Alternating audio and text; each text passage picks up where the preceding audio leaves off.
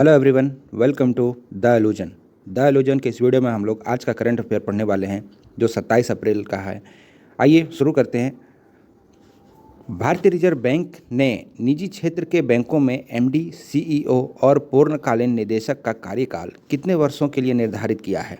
आपका ऑप्शन है, option number ए 10 वर्ष, ऑप्शन बी 15 वर्ष, ऑप्शन सी 5 वर्ष, ऑप्शन डी 70 वर्ष। तो इसका जो सही उत्तर है आपका होगा option number B is a right answer, 15 वर्ष। 70 वर्ष जो है दोस्तों, इसमें मैंने मेंशन किया ऑप्शन नंबर डी में 70 वर्ष। बहुत कोई 70 वर्ष भी सोच लेते हैं कि 70 वर्ष हो सकता है, लेकिन 70 वर्ष है नहीं।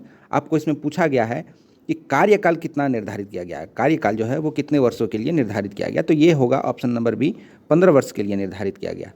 और जो 70 वर्ष है, आप देख पा रहे होंगे कि जो भारतीय रिजर्व बैंक है, इन्होंने सोमवार को एक निजी क्षेत्र के बैंकों में एमडी और सीईओ तथा पूर्णकालीन निदेशक का जो कार्यकाल है यह 15 वर्ष के लिए निर्धारित किया है। लेकिन जो उन सभी अधिकारियों का जो अधिकतम आयु है वो 70 वर्ष के लिए निर्धारित किया गया। कह सकते हैं कि या तो वो 15 साल वर्क करेंगे या तो फिर वो अपने उम्र के 70 तक ही वो कार्यकाल में रह पाएंगे। यदि आप 65 उम्र में बनते हैं सीईओ, एमडी या फिर पूर्णकालीन निदेशक, तो आपको सिर्फ 5 वर्ष ही काम करने दिया जाएगा। उसके बाद आपको सेवानिवृत्त कर दिया जाएगा, आपको वो काम छोड़ना पड़ेगा या आप रिटायर हो जाएंगे। तो क्लियर हुआ। आगे बढ़ते हैं। हाल ही में किस बैंक ने एक छोटे वित्त बैंक के रूप में परिचालन शुरू किया है? Option A Shivalik Small Finance Bank, option B Dena Bank, option C State Bank of India SBI या ऑप्शन डी ग्रामीण बैंक। जो इसका सही उत्तर है यह होगा option number A Shivalik Small Finance Bank. और ये जो बैंक है यह एक निजी बैंक है और इन सभी बैंकों को जो मान्यता या फिर लाइसेंस मिला है यह मिला है RBI के द्वारा बैंकिंग विनिमय अधिनियम 1949 की धारा 22A(1) के तहत इन सभी को लाइसेंस जारी किया गया था। आगे बढ़ते हैं। हाल ही में चर्चा में रहे एलेक्सी लेवलनी किस देश से संबंधित है? मैं बता दूं कि एलेक्सी लेवलनी जो है ये काफ़ी अभी न्यूज़ में चल रहे हैं, इसलिए मैंने इस क्वेश्चन को इसमें ऐड किया है कि एलेक्सी लेवलनी जो है यह किस देश से है। तो इसका ऑप्शन होगा right answer option number B, रूस से ये संबंधित है और ये रहे एलेक्सी लेवलनी। मैं बता दूं कि एलेक्सी लेवलनी जो है वो रसिया ऑफ द फ्यूचर पार्टी का लीडर है और ये पुतिन के अगेन, जो व्लादिमीर पुतिन है वो इनके अगेन इन्होंने कुछ बयां किया। इन्होंने बताया कि उनका कुछ ब्लैक मनी किसी एक उनके फार्म हाउस में बहुत सारा ब्लैक मनी रखा हुआ है और ये पूरा उन पर क्लेम कर रहे थे विद एविडेंस। तो इन सभी बातों को वहाँ पर देखे जाने के बाद व्लादिमीर पुतिन के आदेश पर इनको उठा करके जेल में डाल दिया गया और अभी इतना स्थिति खराब है कि रिपोर्ट में आ रही है कि कहीं ये जो है ये इनकी मृत्यु जेल में ही ना हो जाए। आप समझ पा रहे होंगे कि कितनी स्थिति इनकी खराब है, इसलिए ये न्यूज़ में चल रहे हैं। आगे बढ़ते हैं। किस राज्य ने नक्सल के आत्मसमर्पण के लिए 1 लाख का इनाम रखा है? यदि नक्सल है कोई, वो आकर आत्मसमर्पण करता है, सरेंडर करता है, तो उनको 1 लाख रुपया दिया जाएगा इनाम। वो राज्य कौन सा है? Option number A Jharkhand, B Orissa, C Bihar, D Chhattisgarh. तो आप इसका उत्तर सही जानते होंगे शायद। इसका ऑप्शन नंबर डी छत्तीसगढ़, इन्होंने ये किया है। और अगला क्वेश्चन हम लोग देखते हैं। जो एस्ट्राजेनेका जो वैक्सीन है इनके खिलाफ कानूनी कार्रवाई शुरू की गई है। आपको सिंपली ये बताना है कि यह कानूनी कार्रवाई किस देश के द्वारा ये शुरू किया गया है। ये किस देश का एक स्टांस है जिन्होंने एस्ट्राजेनेका पर केस किया है या फिर कानूनी कार्रवाई शुरू किया है। ऑप्शन है यूरोपीय संघ, option B America, option C रूस या ऑप्शन डी भारत। जो इसका उत्तर होगा आपका सही वो होगा ऑप्शन नंबर ए यूरोपीय संघ।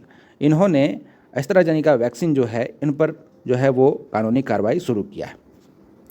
हाल ही में यूके और भारतीय नौसेना के बीच अभ्यास के लिए यूके का कौन सा विमान वाहक पोत जो है ये भाग लेने वाला? विमान वाहक पोत का मतलब एयरक्राफ्ट कैरियर होता है, ठीक है। एयरक्राफ्ट कैरियर होता है जिस पर हम बहुत सारे जहाज़ों को लैंड करा सकते हैं on sea, high level water में। तो वैसे जहाज़ को हम कहते हैं एयरक्राफ्ट कैरियर। जो कि इंडिया में भी है। आपने नाम सुना होगा, विक्रमादित्य का नाम सुना होगा, जो बहुत पुराना है और वो डिकमीशन हो चुका है। तो वैसे ही आपको बताना है कि यूके का कौन सा एयरक्राफ्ट कैरियर है जो भाग लेने वाला है। तो इसका ऑप्शन जो होगा, option number A is the right answer. Queen Elizabeth जो है यह भाग लेने वाला है भारतीय नौसेना के बीच जो यूके का अभ्यास होने वाला है उसमें, और यह डॉप किया जाएगा इंडियन ओशन में। ठीक है, इंडियन ओशन में इसको डॉप किया जाएगा। आगे बढ़ते हैं। आप देख पा रहे होंगे ये है एयरक्राफ्ट कैरियर जिसका नाम है क्वीन एलिजाबेथ। तो आपने देखा कि ये जो डेक है ना दोस्तों, ये एक ग्राउंड की तरह होता है। ये जो पूरा आप देख रहे हैं ये डेक जो है, यहाँ पर आप जो ये भाग उठा हुआ देख रहे हैं, यहाँ से कोई एयरक्राफ्ट को रन कराया जाता है और यहाँ से ये लिफ्ट ऑफ कर जाते हैं। इनके लिए सोचना नहीं पड़ता है कि मैं समुद्र में कहाँ पर उतरूँ, कैसे उतरूँ। यदि किसी का फ्यूल ख़त्म होने को रहता है या फिर किसी को कुछ इक्विपमेंट की ज़रूरत होती है, क्योंकि इसमें पूरा भरमार पड़ा हुआ रहता है, एक पूरा का पूरा नेवल्स वेसल्स है, तो आप इसमें समझ पा रहे होंगे कि कितना सामान है जो इसमें रखा हो। सारा ऑपरेटिंग सिस्टम जो है यहीं से चलने लगता है। तो कोई भी एयरक्राफ्ट कैरियर है जिसमें कुछ खराबी हो जाए या किसी काम के लिए या कुछ उनको एक्स्ट्रा इक्विपमेंट चाहिए, तो वो क्या करेगा कि वे फिर आकर इसमें लैंड कर जाएगा और फिर यहीं से वो टेकअप भी कर जाएगा। तो इसलिए एयरक्राफ्ट कैरियर जो है वो समुद्र के लिए बहुत ज़्यादा महत्वपूर्ण हो जाता है। आगे बढ़ते हैं। हाल ही में परम्बिकुलम टाइगर रिजर्व में कुल कितने बाघों की पहचान की गई है? ये बहुत इंटरेस्टिंग क्वेश्चन है। आप एक्सपेक्ट कर सकते हैं कि किसी भी एग्ज़ाम में यहाँ से क्वेश्चन आ सकता है। तो ऑप्शन है आपका 39, ऑप्शन बी 35, ऑप्शन सी 80 या फिर ऑप्शन डी 100। तो इसका जो सही उत्तर है आपका option number B is the right answer. आपका जो आंसर है ऑप्शन बी 35 बाघों को, इसमें कुल बाघें जो है वो 35 हो गई है। और शायद इसमें 13 बाघ जो है ये नए देखे गए। 35 में ये 13 बाघ जो है वो नए देखे गए। आप कह सकते हैं कि इस जंगल में या फिर ये टाइगर रिजर्व में बाघों की संख्या जो है उसमें बढ़ोतरी हुई है। आप देख पा रहे होंगे कि 35 नए बाघों की पहचान की गई है। कहाँ पर? केरल में, जिसका नाम है परम्बिकुलम टाइगर रिजर्व। ये बहुत ज़्यादा इंपॉर्टेंट है, आप याद रखें इस टाइगर रिजर्व को। मैं आज मैप लगाना भूल गया, तो खैर कोई बात नहीं, आपको मैं किसी और वीडियो में दिखा दूंगा। आगे बढ़ते हैं, देखते हैं हाल ही में गूगल और माइक्रोसॉफ्ट ने किस देश में बिगड़ते हालात के लिए जो धनराशि है वो कितनी धनराशि देने की घोषणा की है और किसको दिया जाएगा। यहाँ पर मैंने देश का भी नाम नहीं लिखा है, तो आपको देश का भी नाम बताना है कि वो कौन सा देश है जिसको गूगल और माइक्रोसॉफ्ट मिल करके एक धनराशि देने वाला है और कितना देने वाला है। तो वो जो है आपका ऑप्शन है 35 करोड़, 40 करोड़, 100 करोड़ या 50 करोड़। तो इसका जो सही आंसर है आपका वो होगा 35 करोड़। और जो ये जो देश है, ये जो भाग्यशाली देश है, ये और कोई नहीं, अपना इंडिया ही है। ठीक है, ये अपना इंडिया ही है जिसको 135 करोड़ रुपए दिए जाने की घोषणा की है। किसके द्वारा?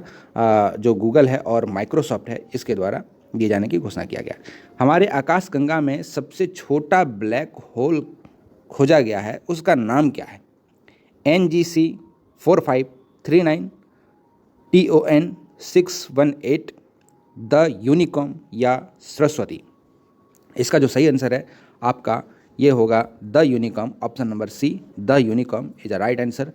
ये हमारे जो आकाशगंगा है, मिल्की वे, इसमें सबसे छोटा ब्लैक होल है जो एग्जिस्ट करता है। ब्लैक होल कुछ इस प्रकार का होता है, और मैं बता दूं कि ये इतना डेंस होता है कि इसके आसपास आने वाले या फिर इससे गुजरने वाली लाइट जो है ये उसको भी सोख कर लेता है, इसलिए ये दिखता नहीं है।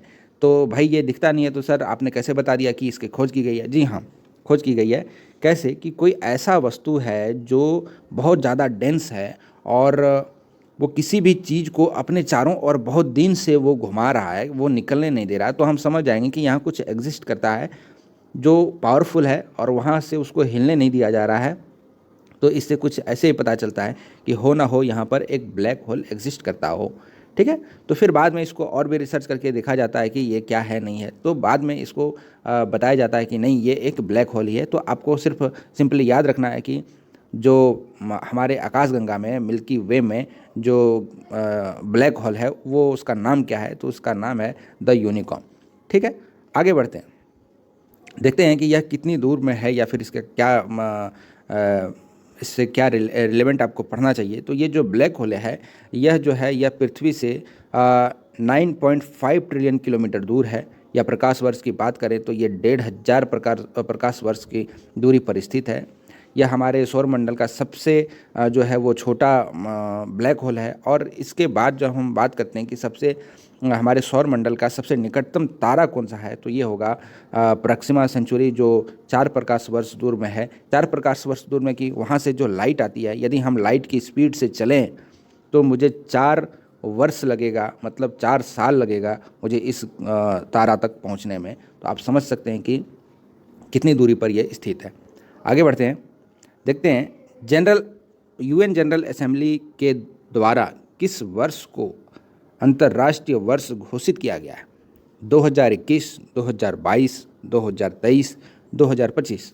तो इसका जो सही उत्तर है ये होगा ऑप्शन नंबर सी, 2023। आगे बढ़ते हैं, WHO ने किस देश को ट्रैकोमा समाप्त करने के लिए मान्यता दी है। तो इसका जो आपका ऑप्शन है ये है option number A Gambia, option number B Algeria, option number C Yemen, या ऑप्शन नंबर डी सूडान। तो इसका जो सही उत्तर है आपका होगा option number A Gambia. Gambia जो है, हाल ही में इसको WHO ने ट्रैकोमा समाप्त करने की उपाधि दिया है। वहाँ बोला गया है कि यहाँ पर ट्रैकोमा जो एक बीमारी है वो पूरी तरीके से इस देश ने ख़त्म कर दिया है। तो यह एक पॉजिटिव नोट है इस देश के लिए। तो मैं आशा करता हूँ कि ये लेक्चर आपको अच्छा लगा होगा। कल से फिर से आपके लिए नीरज सर जो इस सीरीज को लेके आते हैं और वो लेके आएंगे। आज उनका कुछ पर्सनल प्रॉब्लम हो गया, इसलिए ये लेक्चर मैं लेके आया हूँ। खैर, आप पढ़ते रहें, घर में रहें, शांति से रहें और अपने आप को स्वस्थ रखें। Thank you for listening. God bless you all.